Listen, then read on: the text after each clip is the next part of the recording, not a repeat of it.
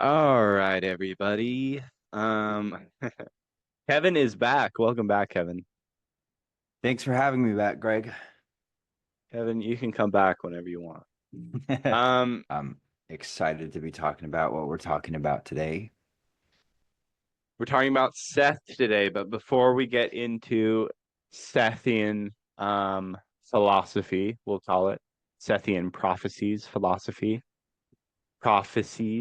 I want to give a shout out to a listener of the podcast who sent an email. His name is Justin, and I will read his email. Hey, Greg, love the podcast. I started listening sometime last year due to an interest in Camus and his works regarding absurdism, and I've followed your show since then. In that time, through my philosophic spiritual journey, I've come across a few works I thought you might find interesting. Your Zen Marrow episode with Fletcher made me think of The Way of Zen by Alan Watts. It gives an overview of the philosophical aspects of Zen Buddhism, along with beautiful ways of seeing the absurdity of life and the human struggle of fulfillment and self-assurance. The other book is Living Buddha, Living Christ by Thich Nhat Hanh, a short read that does a great job at detailing the parallels between the teachings of Buddha and Jesus and made me think of entirely new ways to interpret the Bible aside from historic literalism. He also mentions the Gospel of Thomas, which was written around the advent of Christianity and contains sayings from Jesus but was rejected from the biblical canon. You said in the latest episode that you were getting an interest in Jesus. Perhaps you'll find these as insightful as I have recently. I'd love to hear your take on Christian philosophy and mysticism. Give my regards to Kevin. I enjoy hearing you guys talk. Much love, Justin. Thank you very much, Justin. Much appreciated. that Um, that yeah, email go was ahead. amazing, Justin, and we appreciate the shout out and the email. That was really fun to read. So thank And you. we give you our regards as well. Yeah, so if you guys ever want to send an email to the pod, just go to into-the-absurd.com. There's a little contact link near the bottom. It just says contact me or whatever. So you can click on that, fill out all the basics, your email and whatnot, put your thing in, or just email absurdgreg@gmail.com or into.the.absurd.podcast@gmail.com. Whatever floats your boat. I will email you back as soon as I can, which should be very quickly with the very, very, very, very low volume of emails that I receive. So, I'd love to hear you guys' thoughts. And Justin, I will definitely be reading Living Buddha, Living Christ. Actually just ordered the book. So, and Kevin will very likely be on that episode. So thank you very much for sending that email out. Um, let's see. Yeah, no, because I definitely want to like the goal of this whole mysticism, I guess episode series is mainly to kind of find the connections between the world religions and see how we can kind of interpret those along our own personal journeys in the realm of mysticism, philosophy, spiritualism, et cetera, et cetera. Do you have any final thoughts on that, Kevin, No, on I his think email? that's a no. I think that what you just said, That floats your boat? Your that boat's floats my floated? boat. All right. Yeah. All right. So before we start, I kind of wanted, Kevin, I wanted you to kind of give a description of who Seth is. So I think I can start by just reading the first paragraph in the Wikipedia article about the Seth material, and then Okay. if there's like any major missing pieces, I'll just fill those in because I think this gives like a good overall summary. Does that sound good? Okay. Yeah, no, that works for me. Can you maybe share your screen on it if that's possible? Yes, sir. All right. Should I just start reading it? Yeah. Okay. So the Seth Material is a collection of writing dictated by Jane Roberts to her husband from the late 1963 until her death in 1984. Roberts claimed the words were spoken by a discarnate entity named Seth. The material is regarded as one of the cornerstones of New Age philosophy and the most influential channeled text of the post-World War II New Age movement, after the Edgar Cayce books and A Course in Miracles. John Climo writes that the Seth books were instrumental in bringing the idea of channeling to the broad public audience. According to the scholar of religion Catherine Albanese, the 1970 release of the book The Seth Material launched an era of nationwide awareness of communication with other than human entities, contributing to the self-identity of an emergent New Age movement. Study groups formed in the United States to work with the Seth Material and are now found around the world, as well as numerous websites and online groups in several languages, as various titles have been translated into Chinese, Spanish, German, French, Dutch, and Arabic. John P. Newport, in his study of the influence of New Age beliefs, describes the central focus of the Seth Material as the idea that each individual creates his or her own reality, a foundational concept of the New Age movement, first articulated in the Seth Material. Awesome. All right. Yeah, I think that gives like a good overarching view of what it is. Um, Yeah. it's a channeled text, which in Jane Roberts' case, uh, she went into a trance and she was not aware of herself and what she was saying during the time. Trance mediumship has been around since like the dawn of mankind, whether it was the Yep. Oracle of Delphi who would inhale the fumes from like the fissure below to induce an altered state of consciousness, or people who were using plant medicine or shamans with drum uh, ceremonies, and then they would start talking for whoever or whatever. Mhm. Um, and different channelers have, I guess, different personal attributes or characteristics that make their sort of mediumship unique. So in Jane Roberts' case, she was never aware of what was being said. Um, so her husband had to write down what she was saying, and then he would read it back to her So so like he that would do she it in a trance. right. But she did express that w even though she wasn't hearing what Seth was talking about through her, she was experiencing the concepts firsthand of whatever he happened to be talking about. Not in like all of the cases, but let's say he was talking about um the experience of an out of body experience. Yeah. She wouldn't be hearing him talk about the out of body experience, but Seth would sort of, according to her, send her consciousness off to be experiencing one. And then she would come back and she'd be like, oh, what you're talking about is what I was just sort of doing. Um, Hmm. so I guess that's a good overview, unless you have any questions, Greg, Yeah, that I mean might it kind of like well, kind of like on the topic of channeling, obviously this is a very like out there idea for like the general audience. So like new don't age. yeah, so kind of like a new age idea, right?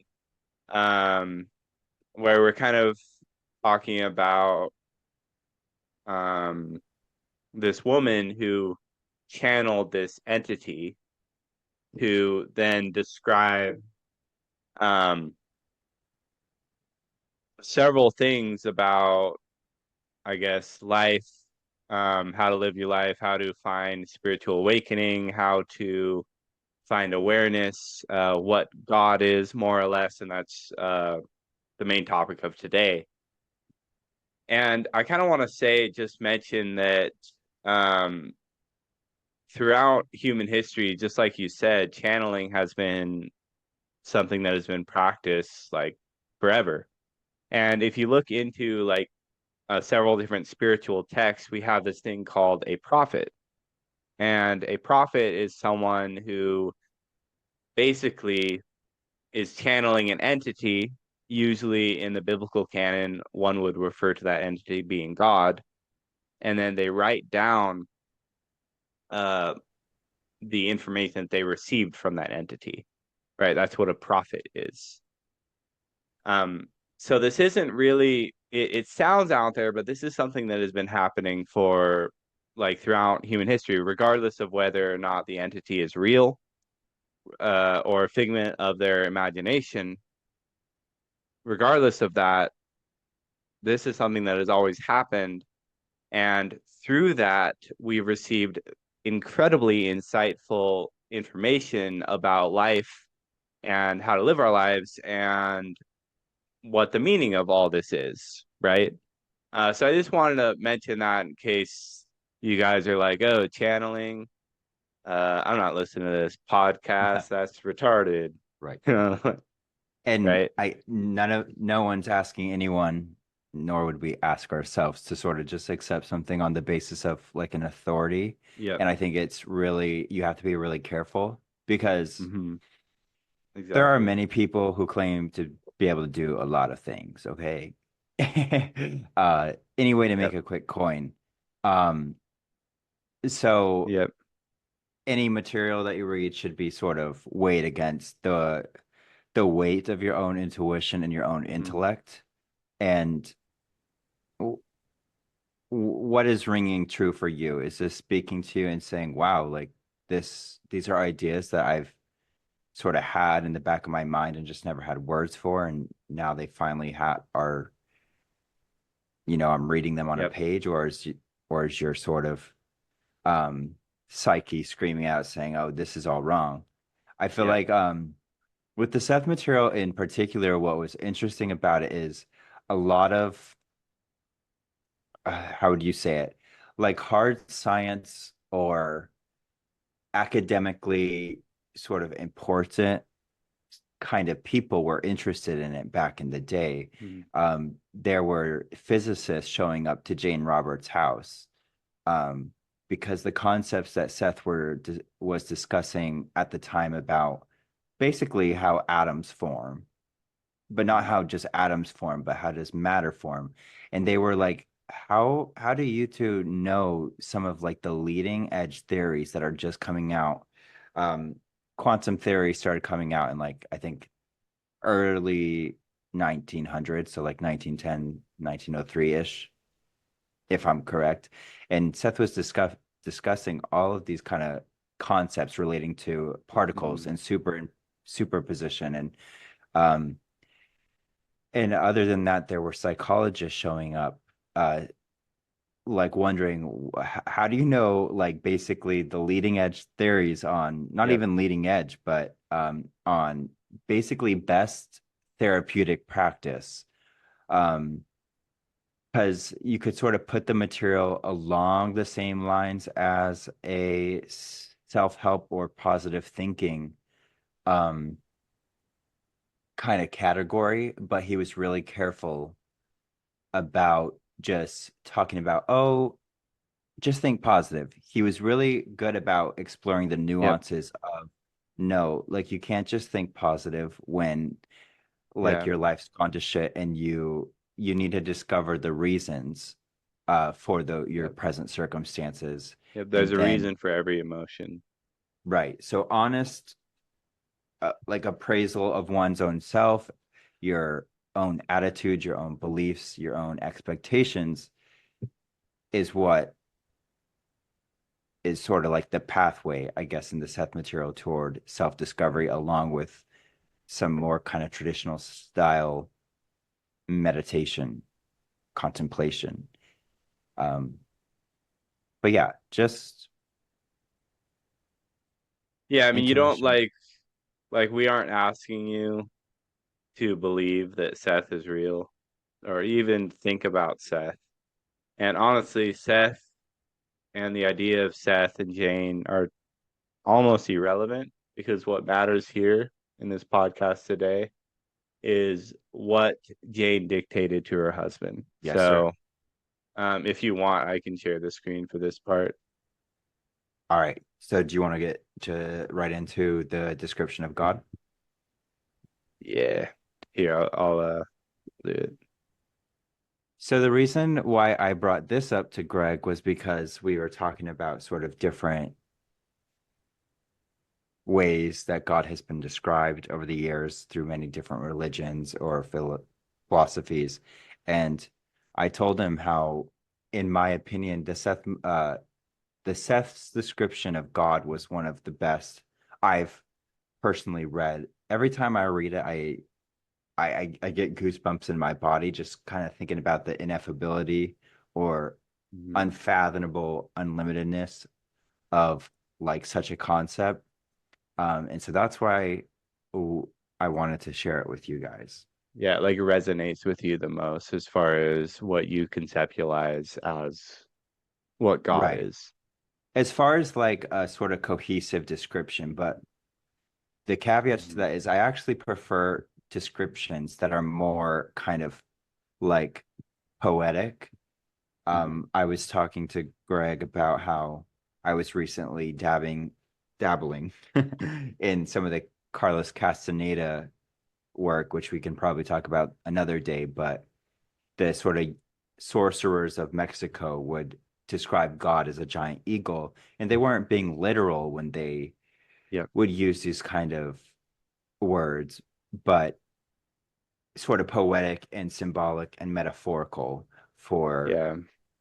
um, certain things. And I actually prefer descriptions like that, but of descriptions that are sort of less poetic and more just like down to the bones, I would say this one is my favorite. Yeah, and I actually wanted to say that it's funny that you mentioned that they described God as an eagle because this morning I was writing in my journal outside of my patio and I look up in the sky and there's this like giant cloud that's like shaped like an eagle. It was pretty Whoa. crazy.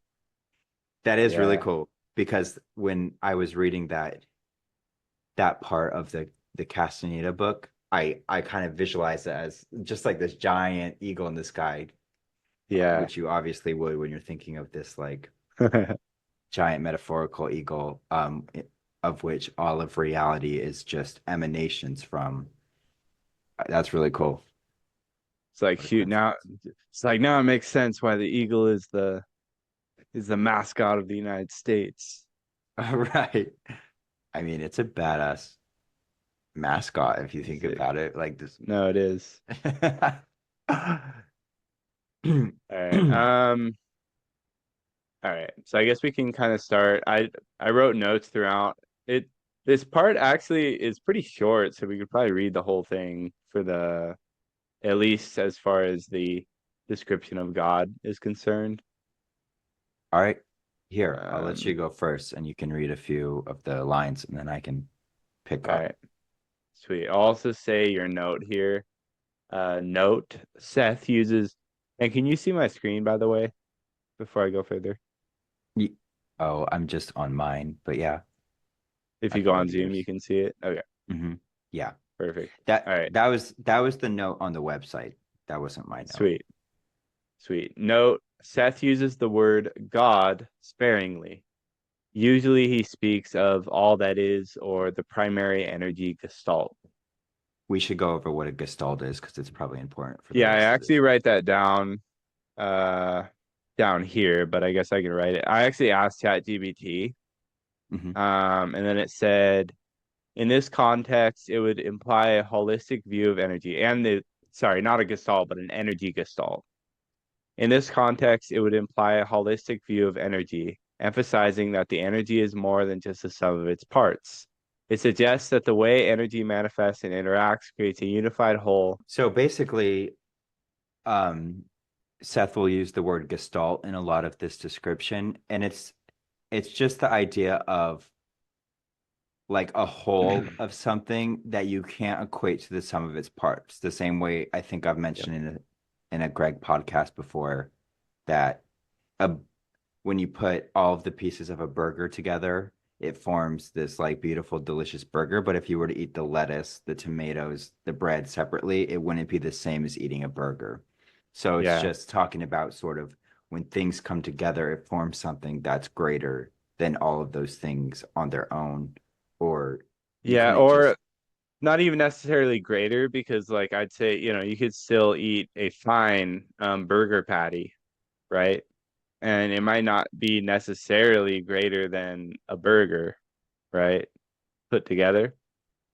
But the burger is a totally whole new thing than just a patty. You right. know what I mean? The patty Yeah. becomes like a part of the burger and doesn't Yep. dissolve within it. It retains its Yep. identity, but it's a part of something greater. You can no longer call it a patty anymore. So yeah, I think that was an important thing to point out for the rest of this description. All right. If you prefer, you can call the supreme psychic gestalt God, but you should not attempt to objectify him.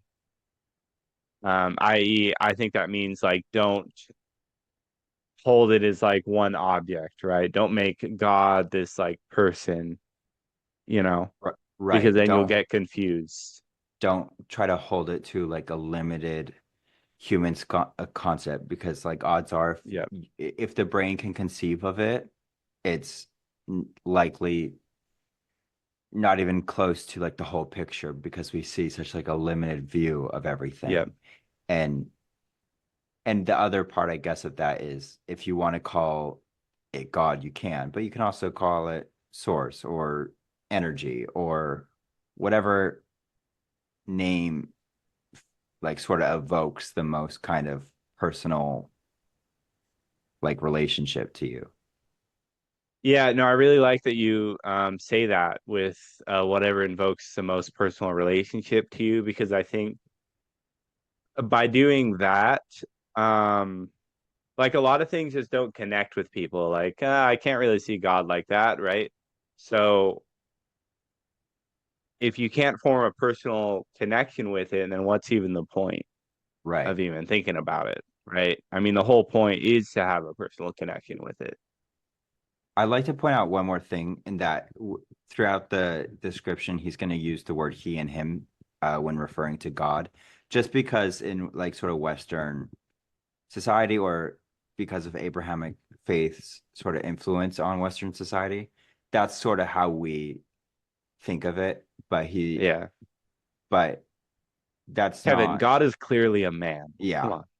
I just wanted to point that out just in case. All right. What you call God is the sum of all consciousness, and yet the whole is more than the sum of its parts. He is not one individual, but an energy gestalt. He is a psychic pyramid of interrelated, ever expanding consciousness that creates simultaneous and instantaneously universes and individuals that are given duration, psychic comprehension, intelligence, and eternal validity. Okay, so that's kind of a lot to unpack. Um, so you kind of started off, you were saying like you could describe God as a source, right? Say a source of energy. Um, and kind of as a psychic pyramid of interrelated, ever expanding consciousness. That part, it's like ever expanding consciousness, as if it makes sense because, Well, let's bring it back down. Let's bring it to like a concept that we yep, can yep, understand. yep, yep. Like the cells in our body in this sort of panpsychic view are conscious as well. Okay. But are the cells in our body forged together to create tissue, which forged together to create sort of Hmm. organs and such. So these individual cells have their own integrity, their own identity, Yep, and their own like sort of purpose in the grand scheme of things, but they're forming the gestalt that is you or me. yep, So, but I think it's important here to sort of state that the individual integrity or identity is never lost. And that's what sort of makes the sort of Seth's description of things a little bit different from maybe like a Buddhist perspective that might say like there's no sort of sense of identity that is retained Yeah, like there is because no individual, there is no right? individual, and Seth was sort of vehemently against that idea, and was sort of Yep, try to pull back the reins on that, like saying you don't just dissolve into some psychic soup. yep, Like your identity does grow, it does change and evolve, maybe to a place so like unrecognizable to where you are now as a person, but you're always aware of yourself throughout this. yep. Yeah, it's like I like that he puts like he makes sure to make it clear that the individual still exists while God also exists, but the individual is not God. The individual is part of that thing, right? And it it kind of compromises between the Christian faith and the Buddhist faith in that way, where because in Christianity, the individual is very important, the individual soul. It's like very important. Um, and I think with Buddhism, it's different. It's kind of the opposite. The individual is supposed to be nothing in a way. It's all Right, kind of just a part of it. So then Seth kind of takes both of them and mixes it together. right. And with Buddhism, it's like interesting because many of them do believe in reincarnation, but because sort of you could say between the last incarnation and the next one and the next one, there's like what is an individual but a collection of mental Yeah. processes, like Yep. sensory experiences. So they haven't been able to sort of find that thread, like what's continuing on, if there is a continuation. Yep. Um, and so, yeah, I'll read this next part. Okay. Its energy is so unbelievable that it does indeed form all universes. And because its energy is within and behind all universes, fields, and systems, it is indeed aware of each sparrow that falls, for it is each sparrow that falls. That's one of my favorite lines of this Yep. description. He's taking a quote from the Bible, I believe somewhere in Genesis, where it says God is aware of each sparrow that falls, and he sort of just amends it a little bit to say he it is each sparrow that falls, just to sort of emphasize how Yep. like intimately aware it is and like involved. It's not just sort of this passive being sitting around on some adjacent plane somewhere Yep. looking down, but is like fully involved in this sort of creation. Yeah, and I actually I pulled the Bible verses related to those, and I have the note right here if you want me to read that. There's Yeah. actually two Bible verses related to it. There's Matthew 10:29, quote, "Are not two sparrows sold for a farthing, and one of them shall not fall on the ground without your Father?" And then Luke 12:6, "Are not five sparrows sold for two farthings, and not one of them is forgotten before God?"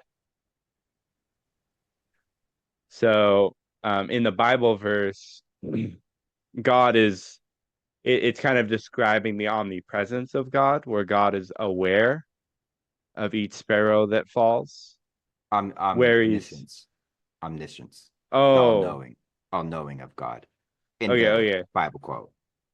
okay, yeah, yeah, omniscient, where he's aware of every sparrow that falls. However, in this quote, it's saying that God is aware of every sparrow because he is also every sparrow, right?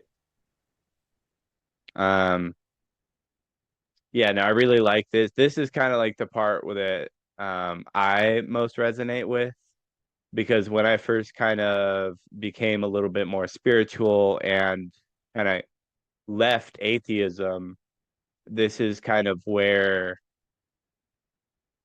I kind of took on a pantheistic belief system where I believed everything is God. And I think this really exemplifies just what pantheism is. It's that God is aware of every bad thing that happens because he experiences that pain, Right. right? Because he is those people who experience that pain, right? And like I guess a small distinction would be like pantheism is sort of making the equivalent of God in all of reality. Uh, Mhm.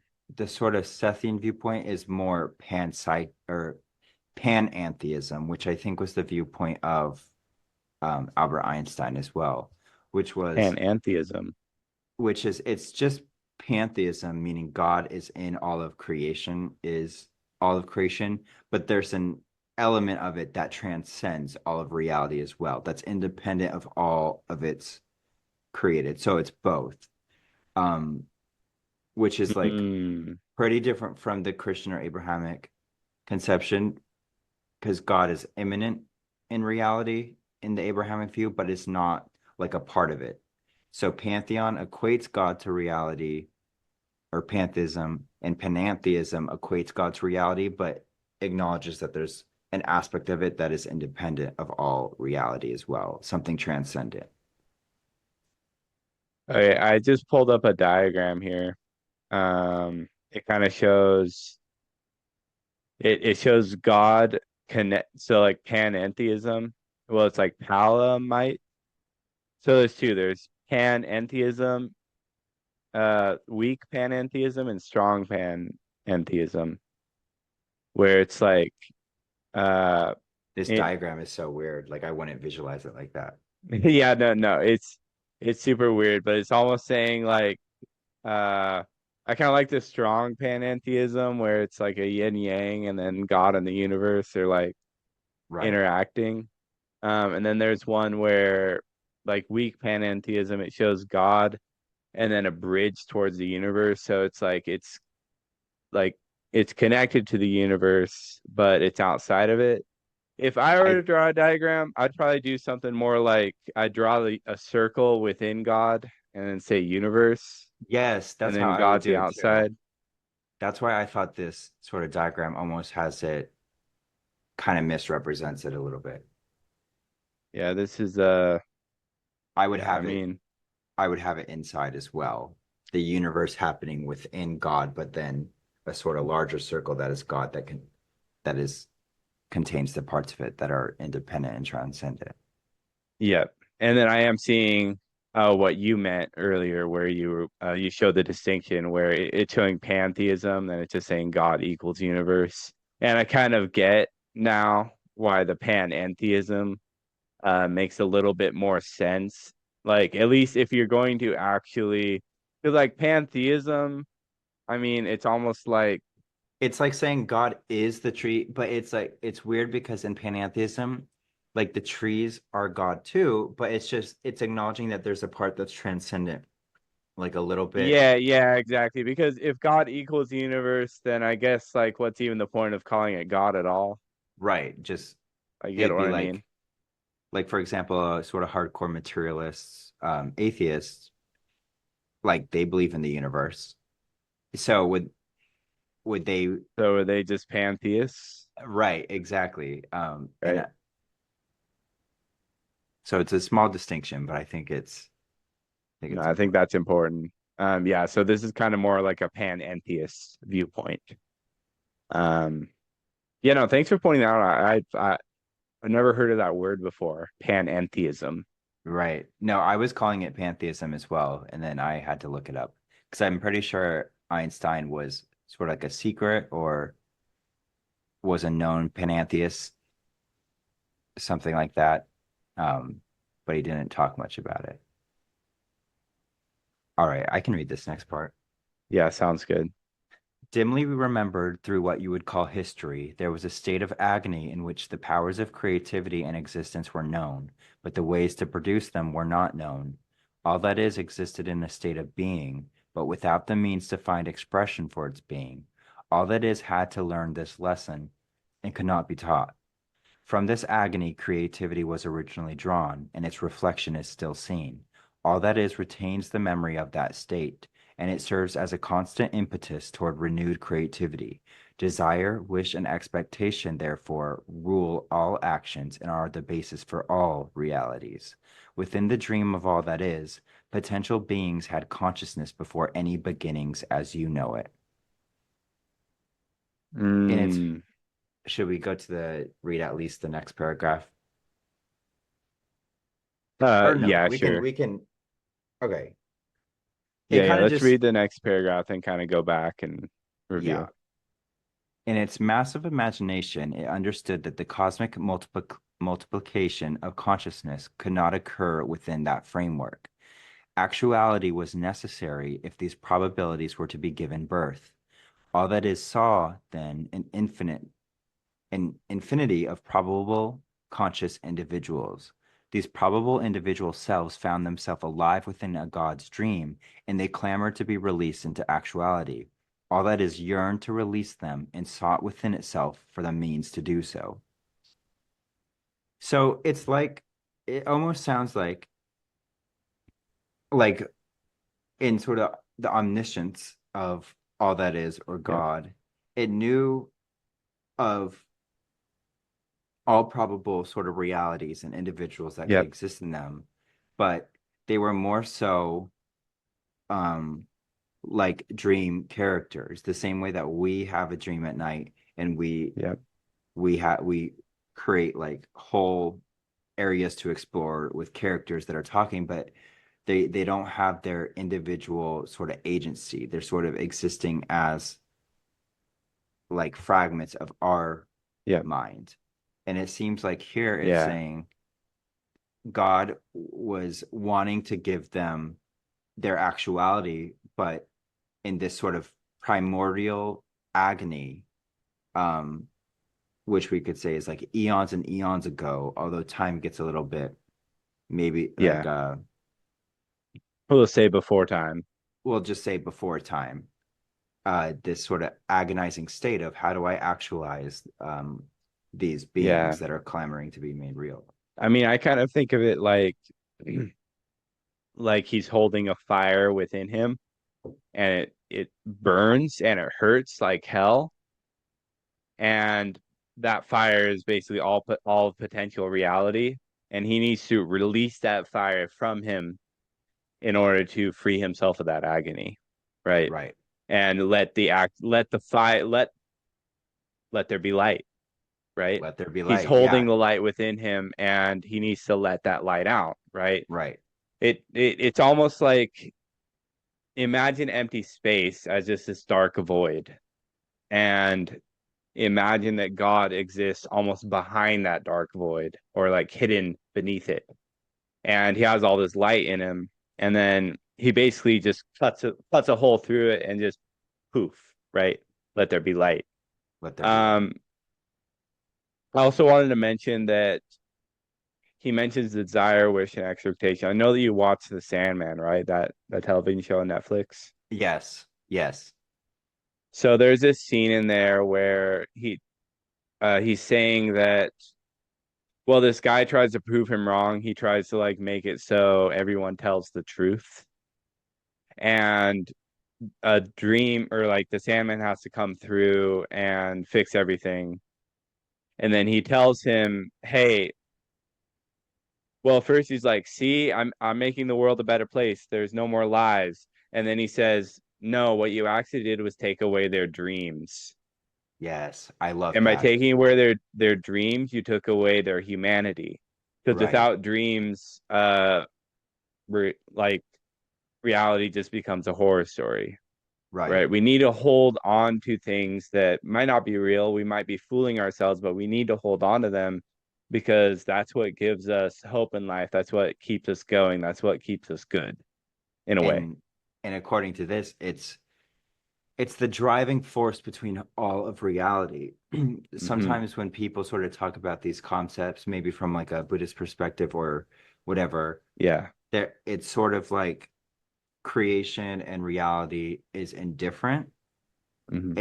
It's like, oh, poor baby me. I'm like this small creature in this big universe that is sort of indifferent and um in I don't want to say inhumane, but just yeah, indifferent. And this sort of Indifferent, and like non-human.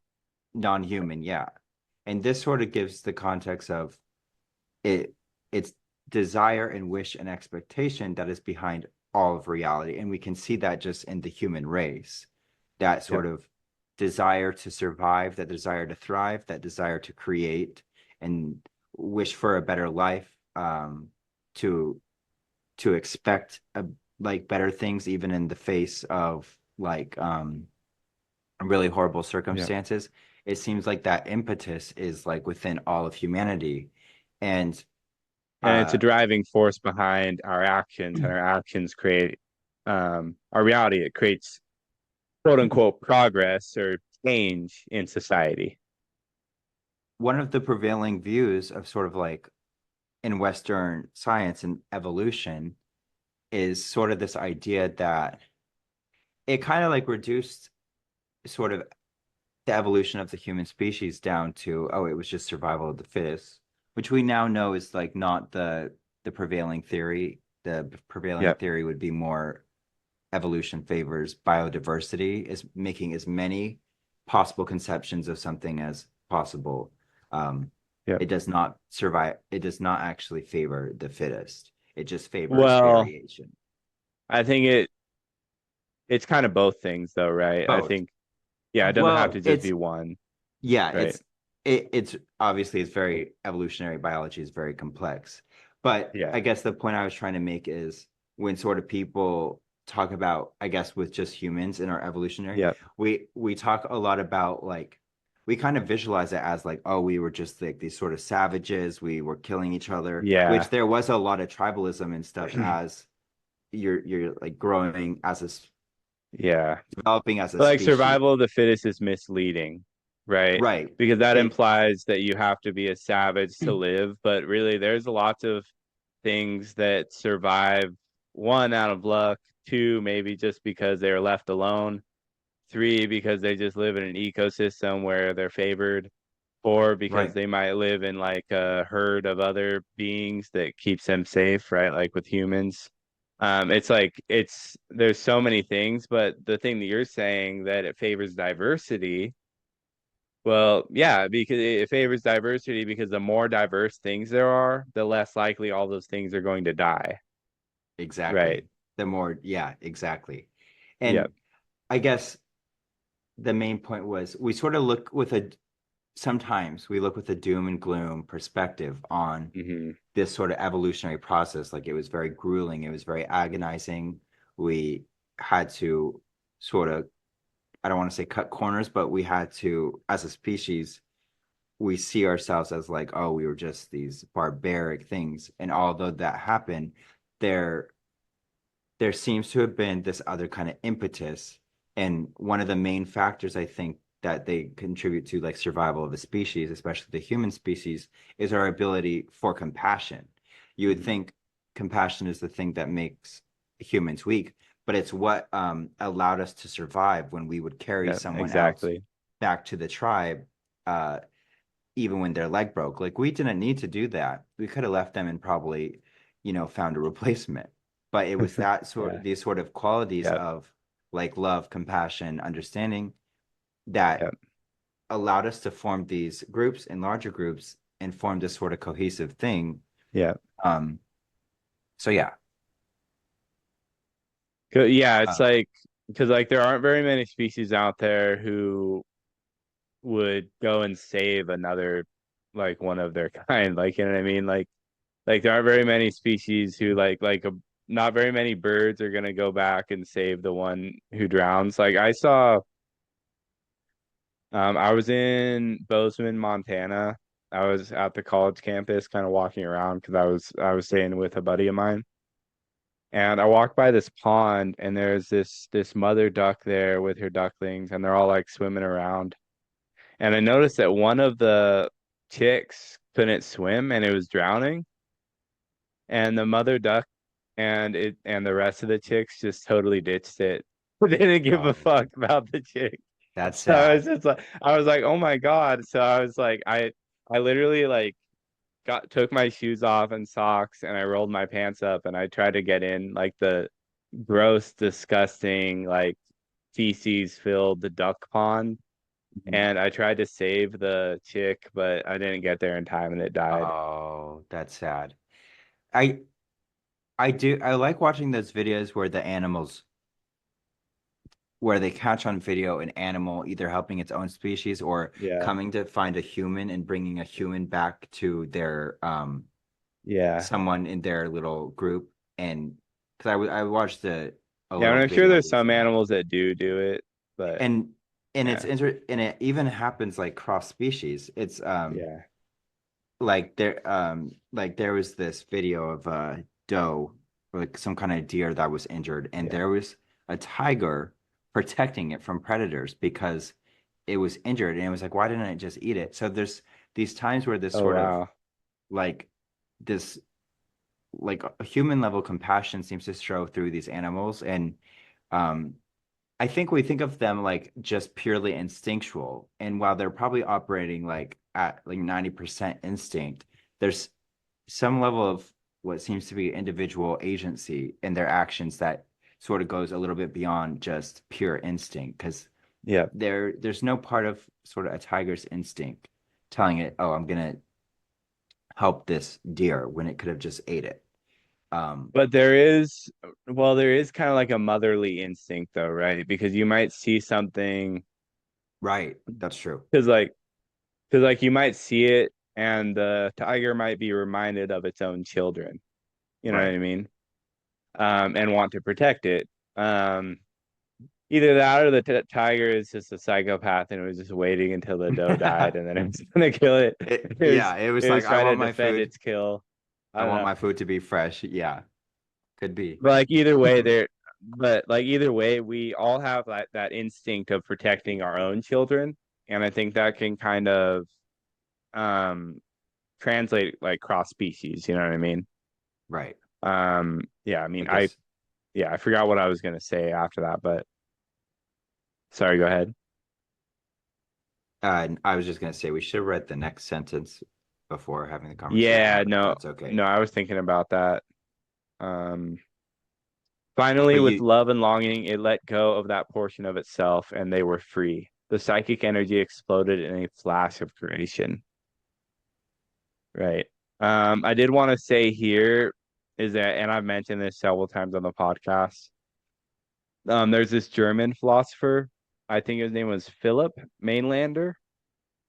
He had this idea that the universe was merely the heat death of God, and in the moment of godhood, the agony was so great that God killed himself and created the universe by doing so. oh, that's like I've never heard of like that like idea before, but I it's kind of Yeah, cool. well, it connects to the idea that knowledge inherently causes suffering. Hmm. So if you're God and you're omniscient, then you'd be the most suffering soul in all of existence, right? Right. And that'd be so painful that you'd have to kill yourself. Yeah, knowing like all probable futures and the Yep. sort of beginning and end of all things. Yeah. No, I can see where he gets that idea from. And almost like God had to kill himself to release like the reality, like almost like God was hampering reality by Yeah. keeping by having all things sort of just within it versus letting Yep. it go into its own actual like instead of letting it actualize itself. Yep. Exactly. I can read this next part. All that is loves all that it has created, down to the least, for it realizes the dearness and uniqueness of each consciousness which has been rest from such a state of agony. It is triumphant and joyful at each development taken by each consciousness, and it revels and takes joy in the slightest creative act of each of its issues.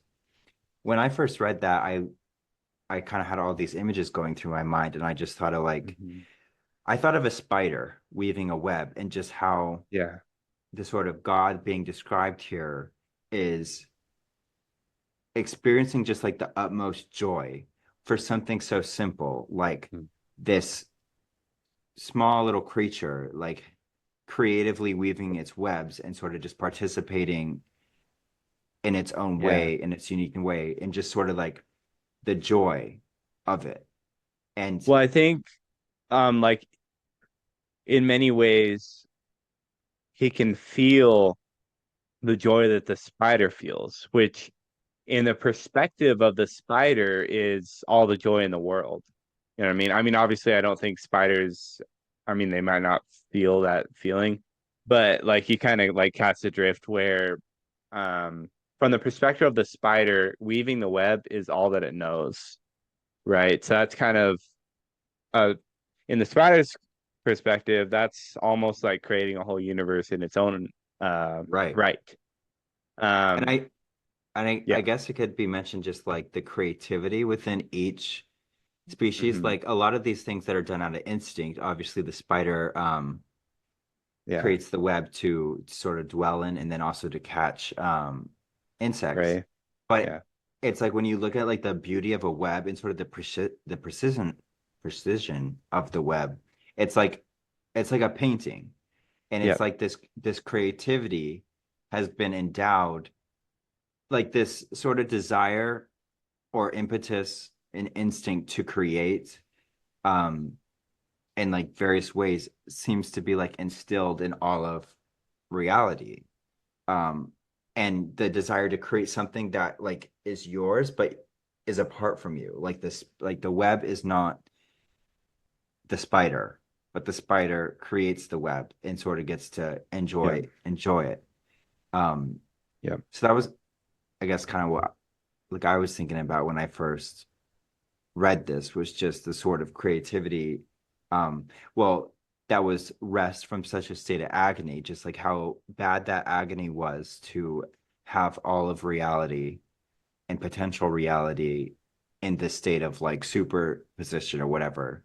And Mm, that when everything sort of released to be made real, that sort of agony is felt somewhere deep down, and so we have this deep impetus to create.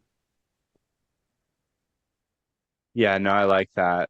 Um, because like we all kind of feel that agony too.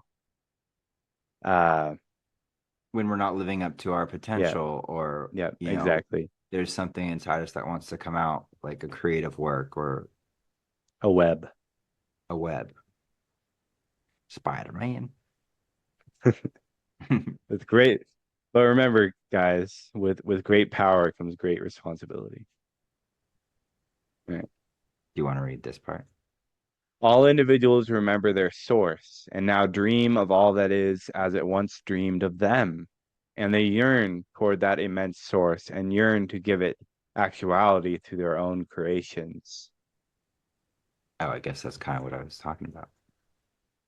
And I kind of wanted to mention, so this is kind of, in my viewpoint, this is like the religious instinct, right? Yes, And from that our see. conversation over Snapchat, and we talked about on the Bhagavad Gita episode, um, how you could interpret the hatred of God, the ideation on your hatred towards the divine. You can interpret that also as a yearning for it too. Right, We crave the divine, and when it seems the divine is portrayed wrongly, or it feels like the divine has betrayed us, we hate it and strive to destroy it. And this ideation is a part of that yearning, right?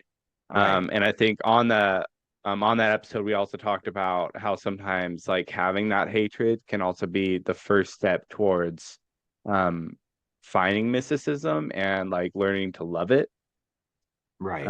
So you kind of have a flip the switch. I mean, I'm not sure if Richard Dawkins will ever get there, No, but hey, I I have this give like that weird man view. some mushrooms.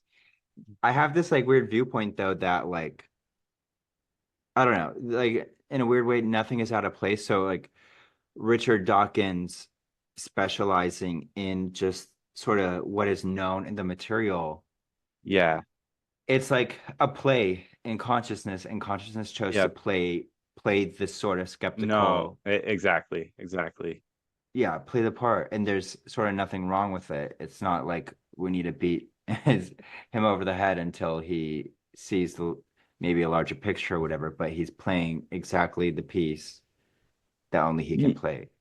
Yeah, no, I want to like keep in mind here that I'm not against atheists or atheism or people who don't believe in God or even people who hate God. Like, I mean, I love it. I mean, I like used to like I wrote a book called The Man Who Killed God and I had to change the title. So, I mean, When it when I find like when people have like really strong views against God, they're yeah, they're sort of what is it? They're protesting the description sort of given in the sort of Abrahamic way, yeah, where it's like yep, they're protesting these sort of concepts, and maybe that's something like deep within them exactly. that's like sort of being offended or assaulted by like really that's what the source of all creation is. It's this sort of wrathful whatever. Um, Yeah. I and that's what they seem to be protesting. Yeah, they're Um, protesting like the very literal interpretation of it, right? right. And they're This like seeing things from a scientific, like literal perspective, like, hey, that can't be possible. How can you believe this? Whereas, like, instead of interpreting it in like a metaphorical way, right. right? And I believe like no matter what culture, whatever, the gods we create are like the symbols of kind of like Plato's thing with the divine The forms or forms, the yeah, perfect forms or whatever, where it's like we're projecting our ideas of ourselves outward, yeah, and that evolves as humans evolve. Like the conceptions of gods and God in sort of ancient times have changed massively. And even the Christian God, like, although like many Christians probably wouldn't agree with this statement, I yeah, would say it's true, is like the God that that Christians believe in today is not the God that Christians were worshiping like let's say 500 years ago, because yeah, the way that they conceived of it was so different and it has evolved. There's a lot of focus yeah, on the sort of love and compassion of God and a lot of um modern sects of yeah, Christianity, and that wasn't sort of the focus point many years ago. And so you could almost yeah, argue that they have a completely different God that has sort of evolved with their own ideas um, as humans yeah. became. Um, Kevin, it's funny you bring that up because I wanted to mention that this will be a really long tangent if you're prepared for it. So we're gonna have to hold our place. But uh there was months ago where you texted me and you told me about this dream that you had about um how like I came to you in the dream or like the dream version of me came to you and I asked you this thought experiment. I was like, Kevin, how do you fit a tower inside of a moving train? Yep, I forgot about that. Oh my God. And I guess I said something along the lines of like, hey, the tower is God or whatever.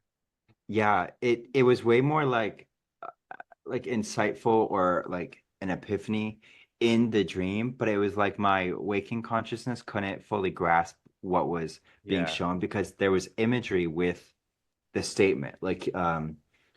Yeah, and I remember seeing this kind of tower, like a huge tower looking up at it, like we were looking up at Yeah. the World Trade Center. And then it sort of zoomed out, and the tower was in your hand almost in a small train.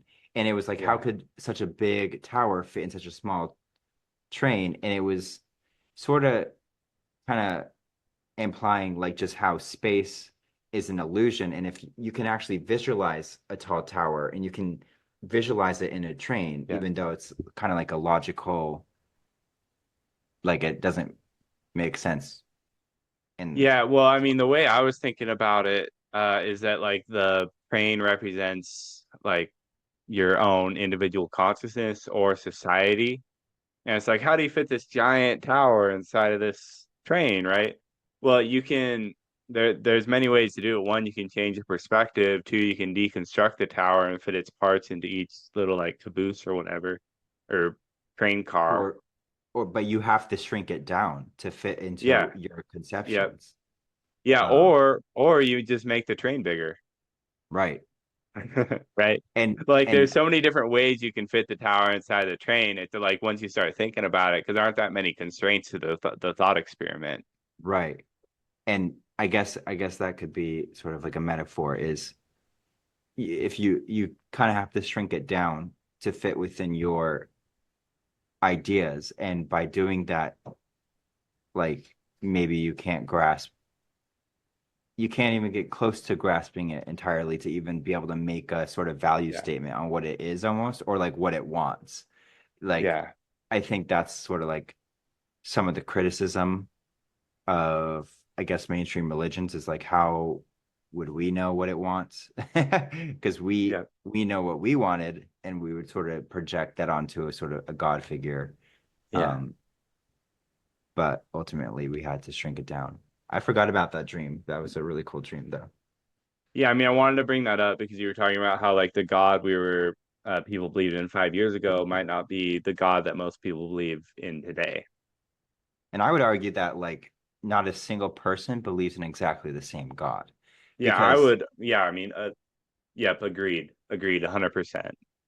we all have like a slightly different view, and we might use similar words. Like I could probably find many other panentheists around, but the way that my sort of brain tries to conceptualize these things is so unique to me, Mm, and theirs is unique to theirs, that when they sort of try to reach out intuitively or intellectually to that idea, it's a completely different thing. But I guess the amazing part is that perhaps this source or energy is that vast that it can fit every mm, single being and person's unique conception of it within its like reality. It yeah, and I think that's like the sort of beautiful part is it is the Christian's God, but it's also the Hindu's God.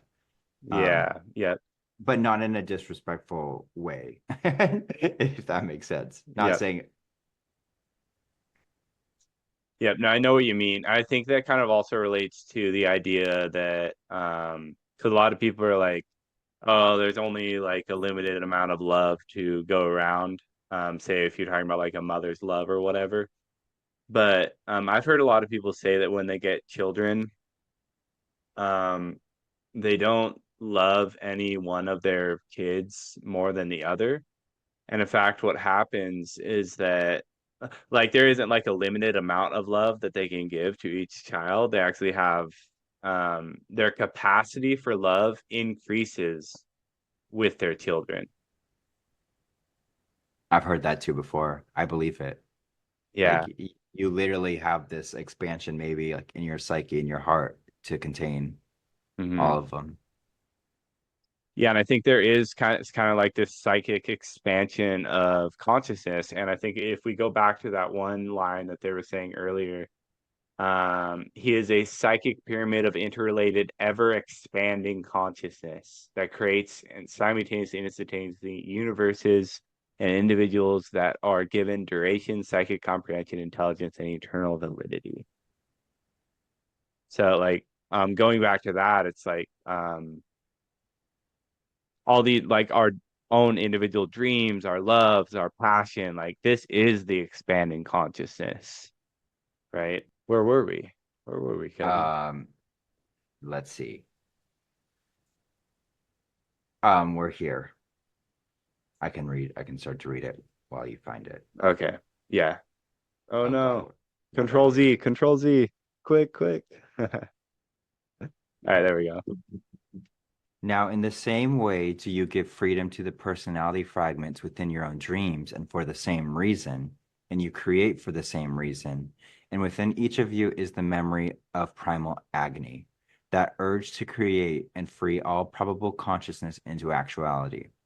The connections between you and all that is can never be severed, and its awareness is so delicate and focused that its attention is indeed directed with the prime creator's love to each consciousness. the the part I like the most about this is simply where he states this connection can never be severed. And I've always believed this, and someone might say like, no, you can definitely sever your connection to God or to that sort of source. And my answer to that was always you can separate your perception more. You can Yeah. you can take actions and think thoughts that sort of get you farther from having that sort of intuitive or even intellectual sort of relationship or conception, but it's it's just your perception. Mhm. You might, like, how would I say it? Like some psychopathic murderer might not be experiencing or feeling or picking up on any sort of influence of maybe this sort of Yeah. prime energy gestalt, but the prime energy gestalt that we call God is still within that person and is still like available to that person. um Yeah. Or, well, it's also like, the way I'd visualize it is that you can sever your connection to it, or you may not be able to see it, like from your point of view, but it can't sever its connection to you.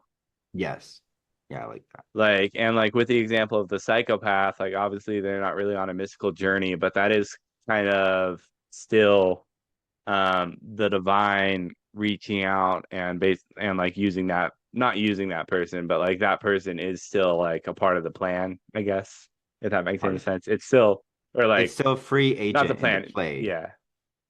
Yeah. It's a free agent in the plane.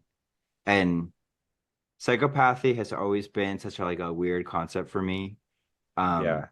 just as they start to explore like the brain differences in someone with antisocial personality disorder and how they're sort of born Yeah.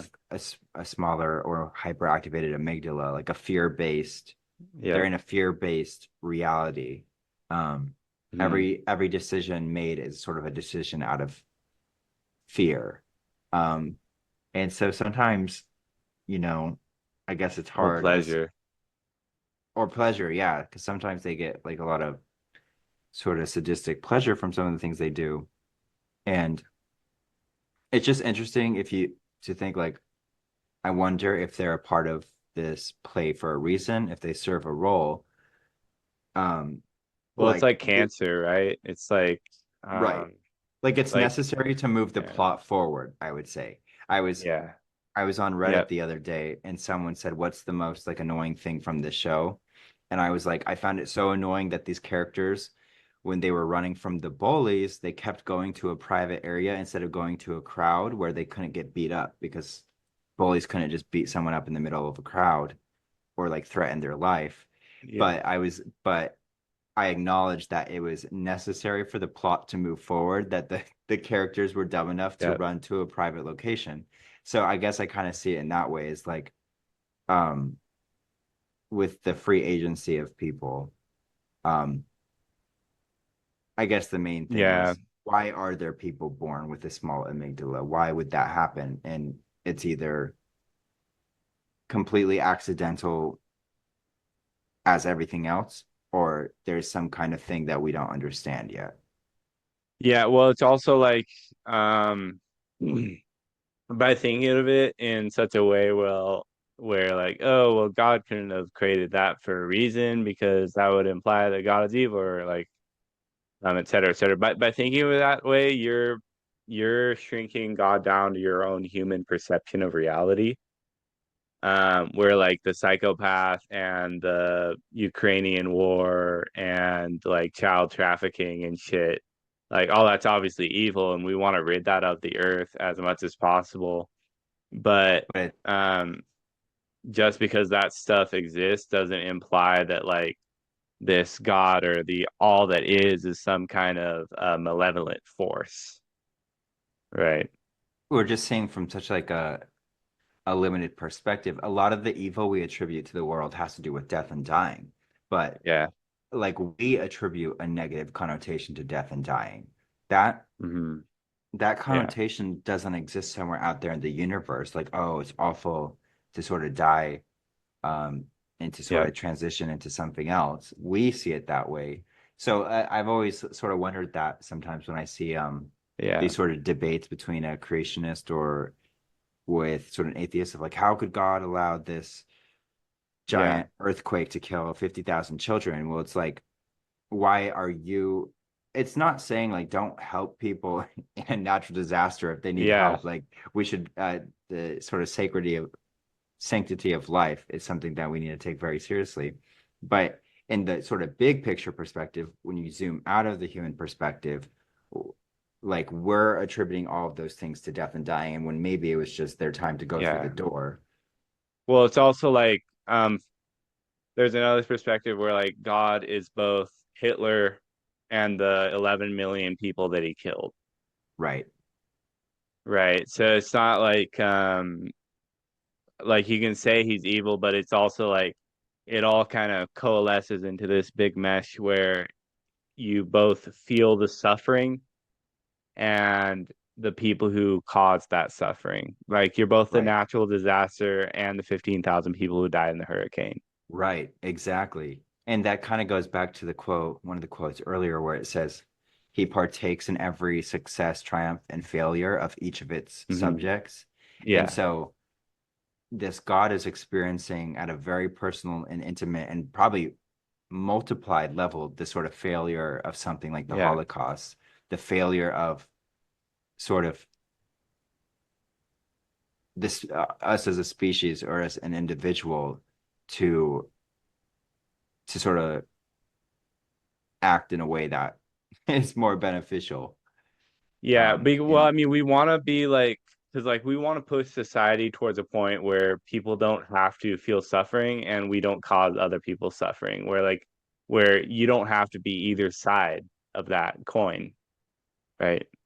right, And I think that's which I mean, and that in and of itself, people trying to create utopias is a lot of the reason why we have dystopias and why there's so much suffering in the world.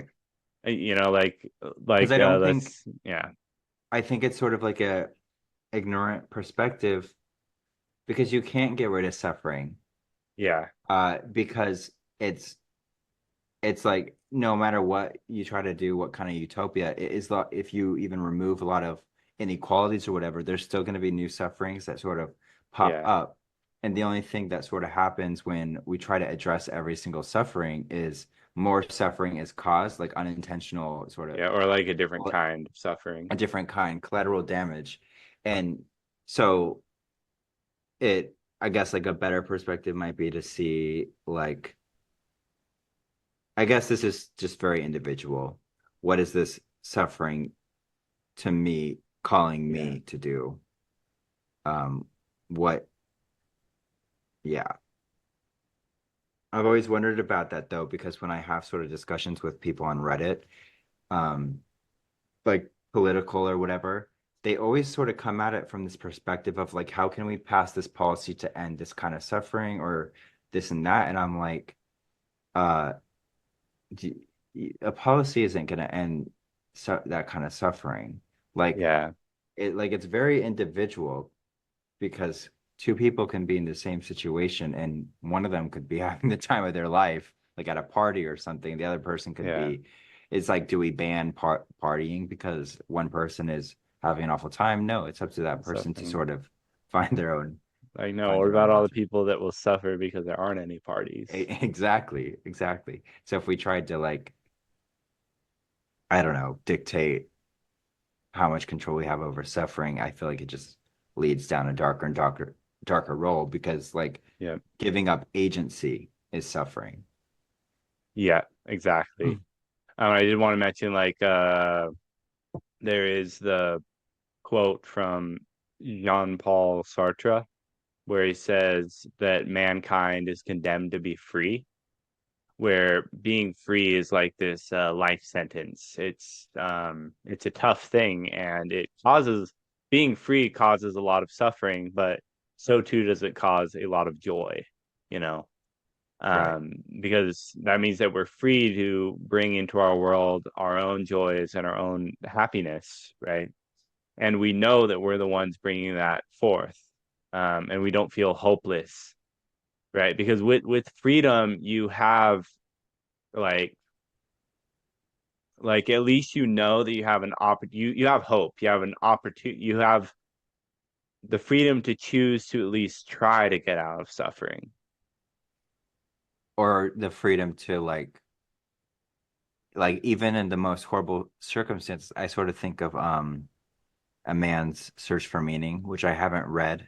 I've just read Yeah, quotes from yeah, Viktor Frankl, I think, where hmm, he was able to find some meaning in the Holocaust that was happening around him, yeah, and he was able to come out um and die a fulfilled person despite all of the circumstances that he was a part the victim of. And it wasn't like he could get out of his situation, really. yeah, But he realized by what he placed his attention on that he could place his attention on the one thing that was not dying and was not yeah, sort of in the state of agony, which was a blade of grass. And he realized that yeah. you can shift your perspective like no matter where you're at. Mhm. And that's the freedom, I guess, the freedom to shift your perspective no matter what's going on. Yep. Yeah, exactly. Like regardless of like people can have control over you, but they can't have control over your thoughts. Not At yet, at least. least. Yeah. Not until the Shit. Neuralink update. Yeah. Then then we're screwed. Just kidding. All right. Here we go. Oh, All that is no wait. yes, Yeah. that's where we're All at. that is knows no other. It does not know whether or not other psychic gestalts like itself may exist. It is constantly searching. Yeah, let's stop there for a second because like it doesn't know if basically other gods exist. Is that kind of what it's saying? I God seems like too small of a word because it kind of is like, oh, some Zeus is looking for some Yeah. Athena out there, but Or like like, yeah. just like all of creation, uh, it is not aware if there's another all of creation somewhere. But if you think Mm, about it, like all of creation, if there was another all of creation or a gestalt like it would be aware of it because they would obviously be happening within the same space somewhere, like space in quotes. So that, yeah, I guess it's kind of complicated, right? well, it's But saying that it doesn't know any other. yes, it does not know because it would know if there was in a way. Yeah. Because if there was another sort of gestalt like that Mm.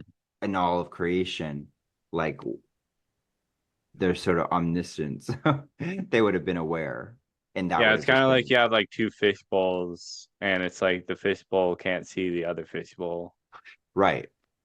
So maybe there is something even beyond everything. around that. It But reminds me of have you seen Men in Black? mhm.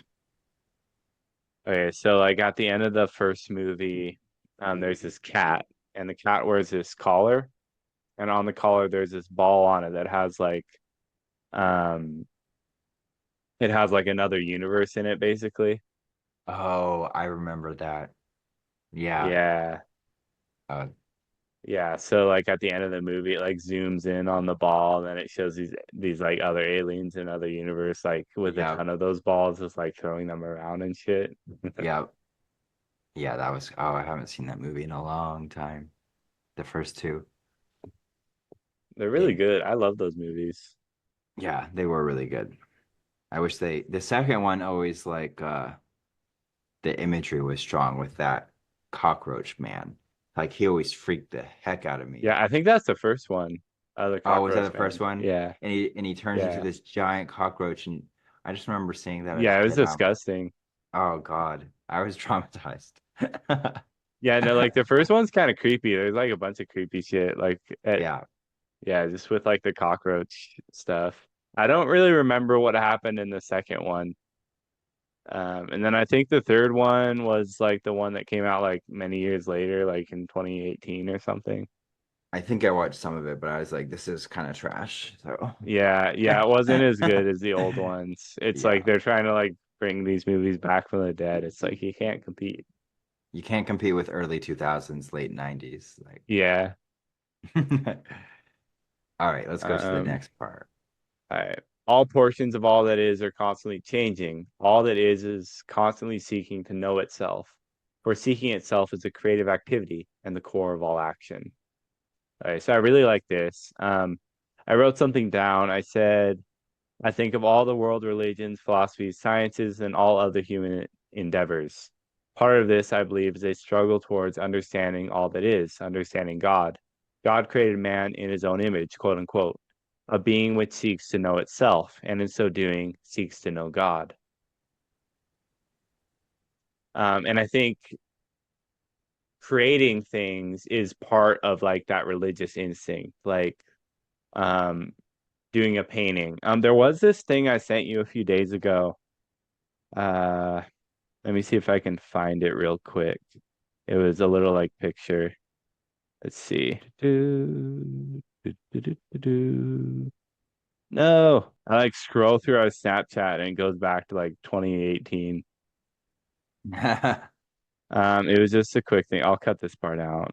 I just want to find it. don't remember you sending a I picture. found it. It was this post I found on Substack.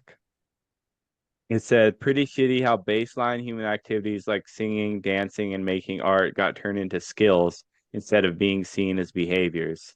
So now it's Yeah, like the point of doing them is to get good at them and not this is a thing humans do, the way birds sing and bees make hives. yup. No, you should include that. That's really good. Yeah, I just wanted to like mention all that because us creating stuff and being creative, like even if we build like big like I built a slate rock path out um outside my house. And that was kind of like this creative act that I did. And like even something as simple as cooking dinner can be like a creative act, you know? Um and in doing that we're growing and adapting and through that we sort of know God more. And there's Yep. this Islamic quote. It's to know thyself is to know God. Yes, and that's what's on the sort of the Tower of Delphi is know thyself. And I agree with that. I guess I'll amend this little quote right here because I know it's another sort of Sethian concept, but in this active all that is seeking to know itself, it is constantly like expanding and creating Yeah. more to know. When you like if you think about like an individual human through the perspective that that individual person, I'll say myself, like as I go through life and realize what my dislikes and sort of likes are based on sort of circumstances or whatever, and ways of imagining things that only I could, that in its own way pushes, like, creates more reality. It expands it. Yeah. Yeah. Um, as reality expands to include all of these unique perspectives that are evolving, but they could only Yeah. evolve from that individual perspective. Like if you were just outside looking in, you wouldn't have the same kind of understanding of a situation, and therefore you wouldn't be sort of creating new realities out of that situation. Yep. So Exactly. this sort of all that is seeking itself to know itself in all of its forms is also creating more to know. And I think that's Yep. like a pretty beautiful thing, this kind of concept of like it's not a stagnant God in Seth's Yep. conception. like, and I know we talk about some sort of unchanging aspects of it, like some transcendent unchanging. And while it's like sort of validity might be unchanging, I think um we don't usually see God as an evolving God. Like, if that makes sense. A lot of people don't sort of conceive Yeah, of it it's that way. like, yeah, I It's mean, like it's like a finished product. But I think yeah. it's because we sort of assume for something to be unfinished means that it's not perfect, and God is obviously perfect. So we're like, obviously it's finished, but that doesn't have to mean stagnant. Well, I mean, think of it this way. Like, imagine if you had an infinitely large painting canvas, and then you started painting on it. Um, you could keep adding to the painting forever, but the painting can always be finished whenever you want it to be, right? Oh, I like that. Because like you can Yeah. always keep adding to a painting, but Uh-huh. there's a time where you have to say, all right, I'm gonna stop. It's like writing a book. You can make an infinitely long book, right? Hmm. Um, but But imagine with yeah. this painting and you're drawing things in the painting, those things have individual identity and they begin making their own Mm, paintings. And then their yeah, paintings, the creatures within their paintings begin making their own paintings. So I guess I just came up with that in response to you could stop any time, but yeah, there's still this within this sort of like example, there's still yeah. this constant evolution as everything becomes actualized and then actualizes more from itself. Yeah, I mean, you can kind of like, I like the idea of God being this ever-changing force. Um, because it's like what really hit home to me with spiritualism is the book Siddhartha. And a lot of what that book centers around near the end is the river being this place where you can really find yourself and find a connection with, um, I guess, the divine. In that sense, find nirvana, find connection to the one, find oneness by listening to the river because the river exemplifies constant change. Right. Constant flow and the like sort of fluidity of Yep. us. We're not these stagnant beings. Yeah. Well, I mean, you can also like see it in a way where if God is the universe, or at least the universe is a part of God, and we're seeing that the universe is in constant change, and the universe is a projection of God, then what we're seeing as the universe being in constant change is also God being in constant change. Right, exactly. Because what God is aware of, if we were Yep. just to conceive of like a God outside of the universe, it would always be sort of evolving as the Yep. universe evolves, because its knowledge would change. It would grow to know Exactly. more. And I feel like change wasn't the best word to use here, just because like I think when I first saw it, my human brain was like, so you mean that this thing could just like randomly become like decide like, fuck it all?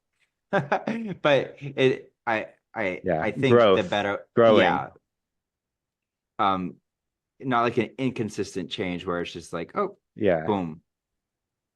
Um, Yeah. but definitely a growth and expansion. Yeah. It's more like a tree, like how a tree grow like changes over time. Right. All right. Shall I read the next part? Yeah. You as a consciousness, wait. Oh, you as a consciousness seek to know yourself and become aware of yourself as a distinct individual portion of all that is. You automatically draw on the overall energy of all that is, since your existence is dependent on it. The portion of all that is aware of itself as you, that is focused within your existence, can be called upon for help when necessary. This portion of all that is looks out for your interests and may be called upon in a personal manner. A psychic gestalt may seem impersonal to you, but its energy forms your person. Mm. That was one of my favorite parts too. Yeah. Some like I feel like sometimes when I try to conceptualize all of this, I I do fall prey to like the mindset of this sort of indifferent or like something so vast and unlimited that I'm obviously lost in the mix, falling Yeah. through the cracks. And I understand that that's just like a sort of perception and Yeah, like a maybe grain of of the sand on a reality. beach. Right. I'm like, how do I not get lost in all of this? Like, how is there really attention placed on me and every little ant? Um, and I know that that's just sort of like me being in my human perspective. Um, but I really like the part where it says a psychic gestalt may seem impersonal to you, but its energy forms your person. And I think th this whole little essay was a part of a larger part. And I remember in the original that I read, it said it forms every cell of your being. So how can it be impersonal? And it forms it's Yeah. it's in your breath um when you fog up a window with your breath. So how can you call it impersonal? Yeah, I mean, it's in the air you breathe, it's in the cells of your body, the thoughts that occupy your mind, the dreams, wishes, and desires which you pour out, your actions, your words, your memories, the sunset you look at, it's in everything. So, And um, one thing I want to mention, and because I don't know if we talked about this when we were going over like the little Bhagavad Gita essay from the last podcast, was I remember reading once about why the Hindus have so many gods, and they said yeah, we don't have all these gods. It's just the human brain needs a sort of image, a concrete form to focus on because it's yeah, difficult for us to meditate or to contemplate the idea of an unlimited sort of being that's looking out for infinity. us. Yeah.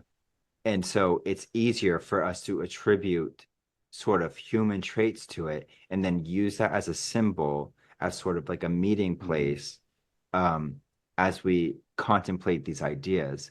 But it's Yeah. not us saying we actually see like that God is this sort of blue kid walking around, but it's just a Yeah. symbol that we use because the human brain needs a form. And I feel like I agree with that. It's imagining it as a person in like whatever imagery that comes to you is like valid.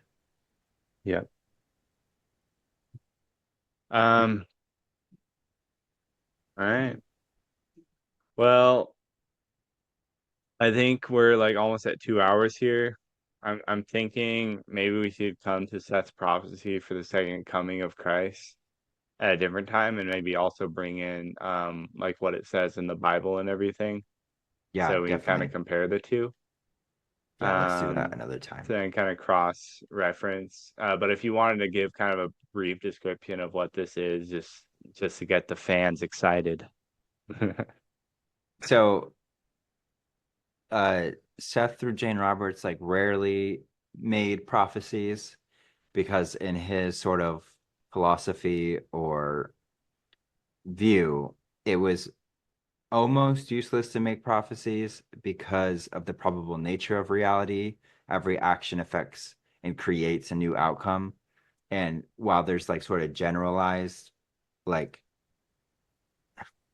we could deduct certain things about the future or have some kind of intuition about it and it might come true, it's like really difficult to make like I don't know, a statement about what's going to happen in the future because from his viewpoint, there are infinite paths, Yeah. infinite futures. So even if he said, oh, this was going to happen in the future, that might not happen in our future because the path that was sort of laid out when he was talking might have already been an offshooting of our path, if that makes sense. Um, Yep. so but this is basically just the Christ energy, or Jesus was such a sort of impactful figure in like all of our reality that Yeah. he spent a lot of time sort of talking about Christ and sort of clearing up from his viewpoint, at least what he thought that the Jesus character was trying to convey to humanity. Hmm. And he came up with this sort of prophecy going along the lines of the second coming. And he sort of states that because it's already in the collective psyche, this idea of a second coming, Yeah. that sort of energy and expectation of a second coming Mm. might bring about, um, It's like we're manifesting it into yeah, like existence. as a collective psyche, we're That manifesting. reminds me so much of Dune. Yeah, exactly. Yeah. So we might be calling forth the the sort of historical Jesus to sort of return, but he then, from his perspective, clarifies certain aspects of this second coming, and how would you say, like cleans it up, I guess, or set like clarifies some Yeah. things, like, oh, he's not coming to like Like damn the condemn a third of the, condemn, right? yeah, to a Um, pit of fire and create his new earth. And for 1,000 years reign over the new earth. I remember him saying, as far as like the prophecies of Notre Dame, how when Notre Dame sort of predicted this sort of rapture event and stuff like that, is it was seen as the end of the world because from the perspective of Notre Dame and the Catholic Church, it was the end of their world because Mm, yeah. in Yep. according to the Seth prophecy, he's not come to sort of be like, oh yeah, like the Christians were right, like you're all going to heaven, everyone else you're screwed, but Yep. rather to like to clean up and to sort of introduce a new kind of spiritual awareness, like direct and personal, where individuals will no longer need such organized and sort of dogmatic structures in order to, Yes.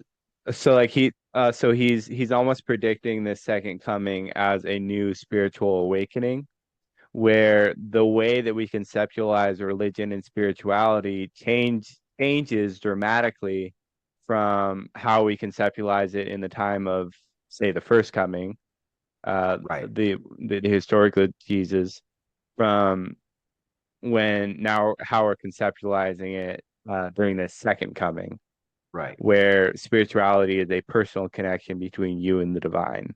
right. And and I guess when if Notre Dame was having legitimate prophetic sort of visions, in his Hmm. worldview, the Catholic Church was reality.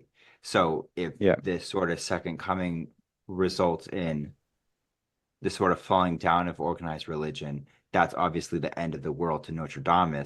He just sort Yeah. of generalized and projected it onto all of reality.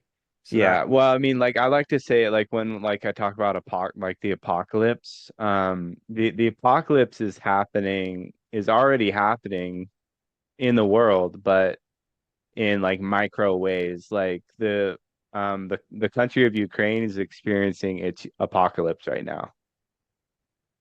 Like legitimately, if you live in Ukraine, you're in the apocalypse. If you live in Iraq, you experience the apocalypse during when the US invaded, right? I mean, there are several apocalypses that happen. And when you're dying of cancer, you're experiencing your own little personal apocalypse. I've never heard of that before. I like that. That, like, yeah, the apocalypse has been happening.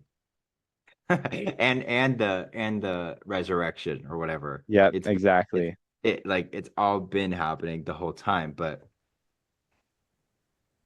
we like to sort of categorize things into these.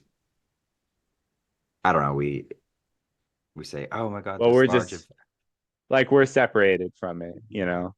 right. Um, and like sure, like the entire world, if the entire world was like every human being was gonna die, then that'd be like a true like fucking apocalypse, but but I mean, like in the individual perspective, like apocalyptic seeming events happen, today.